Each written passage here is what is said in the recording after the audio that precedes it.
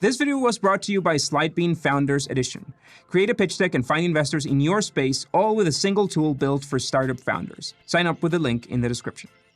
So you've probably heard the news, and if not, let me get you up to speed. Airbnb is going public. It's going ahead with its IPO, and everybody is excited, but cautious. It's been a tough year for the tourism industry, and Airbnb was no exception. Facing massive cancellations, layoffs, and an unpredictable global situation, the idea of an IPO seemed bleak. And then Airbnb announced a positive third quarter in what seemed an improbable turnaround. In mid-November, it filed an S1 to go public. And how did that company that relied on tourism manage to do this? We'll tell you all about it in this episode of Company Forensics.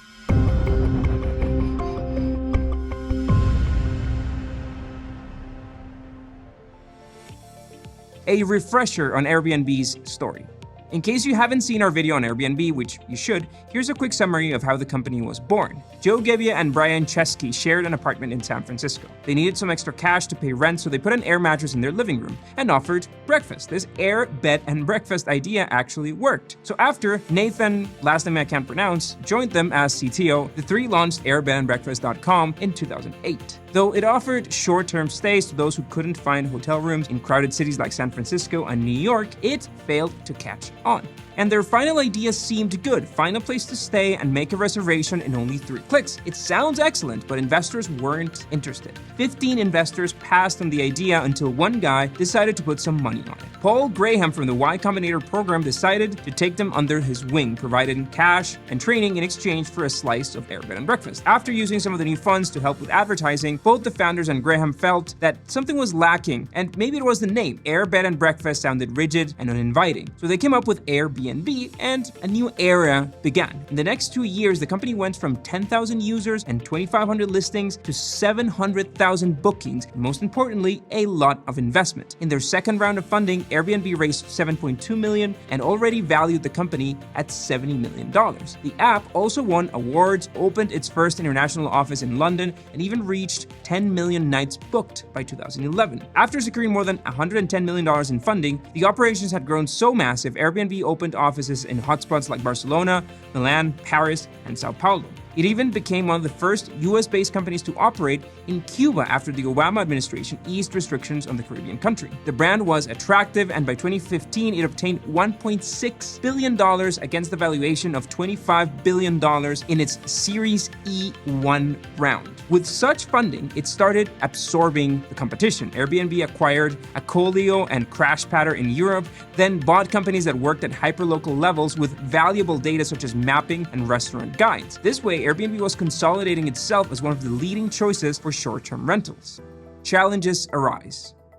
But it's not all a fairy tale. Having hundreds of thousands of guests and hosts comes with problems, and some quite severe. Complaints poured in from all over the world: trashed apartments, theft, racism. Some guests were held at gunpoint, and even prostitution. To deal with these issues, which go as far back as 2012, Airbnb created funds, changed policies, and redesigned its image, but they couldn't do much about the most significant challenge: the cities themselves. All over the world, local and national governments applied more stringent measures against temporary rentals. Major markets like New York threatened to shut down the platform. Other cities have made it illegal for owners to rent apartments for more than 30 days without being present. Even San Francisco, where Airbnb was born, saw a citizen initiative to limit the platform. Behind all these are economic reasons. Aiming at tourism, hosts have spiked prices up in a few years and have made entire cities unaffordable for locals. It's not black and white, as Airbnb has become a source of income and jobs, both direct and indirect. So cities continue to struggle in finding reasonable solutions to allow Airbnb to operate while regulating it. 2020 takes its toll. Though Chesky had hinted of an IPO in 2020, no one could have predicted how tough the year would be for the tourism industry. So talks about the famous IPO took a second stage, but they never really went away. When the global health crisis started, 80% of lodging reservations around the world were canceled. April and May saw a decrease of 97% in tourism-related activities worldwide, and the average hovers at around 75% less than last year. Most Airbnb markets saw reservations drop 90%. Some hosts hosts had all reservations from April, May, and June canceled. The numbers only improved slightly after that.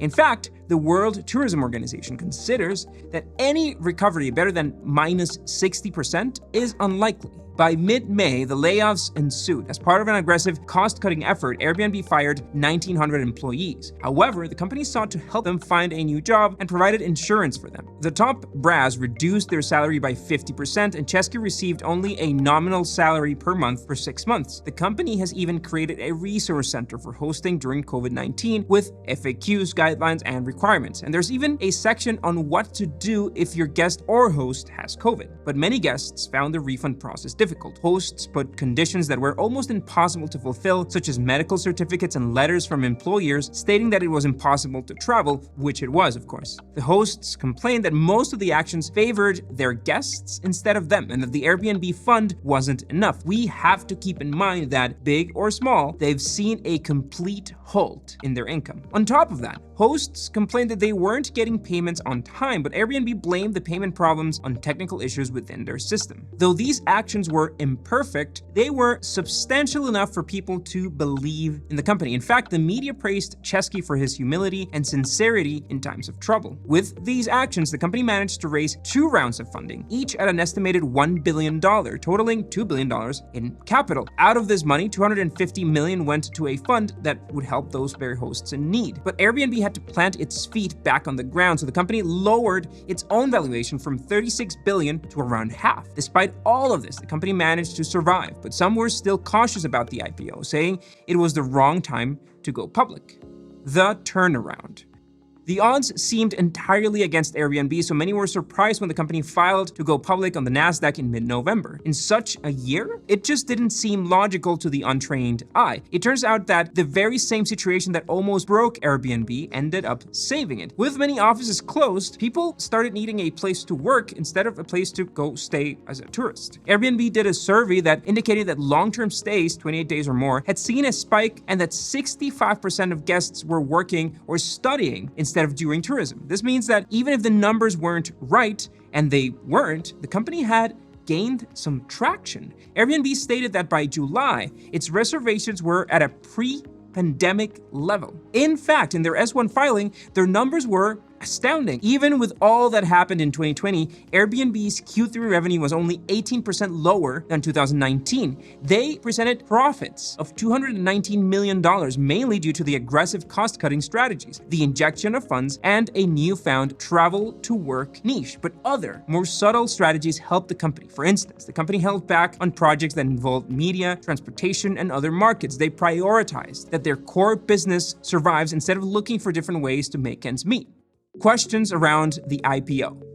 I know some people questioned if we'd make it at all, Chesky said in November. And well, he was right. The future wasn't that bright and the company pulled through. But questions still remain. While the company's ability to survive, adapt, and overcome has some motivated, others still believe that the pandemic is too much of a hurdle to clear, especially with a rise in cases. Airbnb is seeking to raise $3 billion, leading to a valuation of $30 billion, which would be more or less 6 times the sales of 2019, close to the original value when the IPO was first mentioned at the beginning of 2020. And whether this is a good or bad move has many people divided. Airbnb's strong points are that its numbers are better than other companies in the tourism and travel markets, including Booking.com. Airbnb is still led by the 3 founders who managed to take Airbnb to where it is now with a massive 41% stake in the company. Anyone who has liked how they handle business will feel comfortable knowing that they will still have a lot to say in what happens, especially Chesky, who still owns more than 15% of the company. The risks are there. Airbnb hasn't shown a profit on an annual basis, and the pandemic isn't over. Nobody can answer whether there will be more strict travel policies or another lockdown in the months to come. Then there's the competition. While Airbnb managed to destabilize the hotel industry, Forbes has stated that with everything that changed in 2020, hotels could get their act together and become a strong competitor again. Companies like Booking.com and Expedia historically have had more control over long-term stays, which became one of Airbnb's strong points. Some experts agree that Airbnb's quality control in hosts is deficient and might come to bite them back. Yes, Airbnb secured a lot of funding at a time where no one was dishing out cash, but the $2 billion can only last for so long. For a sustainable future, Airbnb will continue to need money. When all of this is over, however, it turns out regulators will still be there. Local and national governments might continue their efforts to regulate and even ban Airbnb. But if travel bounces back, Airbnb will definitely be an exciting choice to invest in. Its years of existence have shown resilience. Airbnb has battled multiple PR nightmares throughout the years, plus repeated efforts to slow them down, and still, it lives on.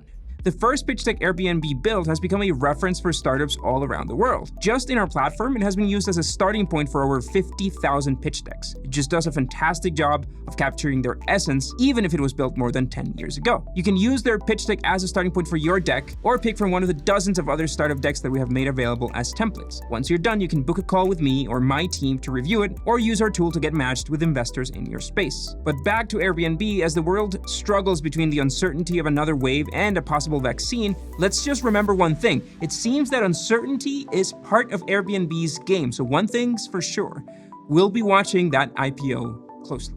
Let us know if you plan to buy any Airbnb stock in this IPO. Let us know in the comments, and we'll see you next week.